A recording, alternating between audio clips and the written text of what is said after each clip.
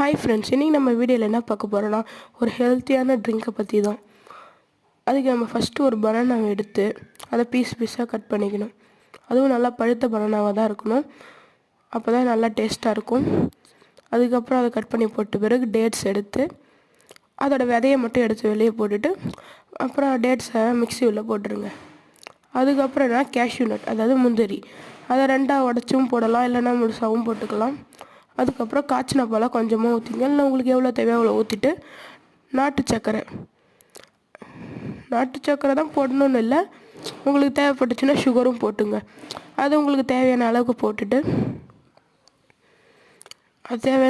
போட்டுட்டு நல்லா மிக்ஸியில் போட்டு அரைச்சிட்டு அதை ஒரு பவுலில் இல்லைன்னா ஒரு கிளாஸில் ட்ரான்ஸ்ஃபர் பண்ணிவிட்டு அது மேலே கொஞ்சமாக, இல்லைன்னா உங்களுக்கு எவ்வளோ தேவையோ அவ்வளோ தேனை ஊற்றுனீங்கன்னா செம்மையாக இருக்கும்.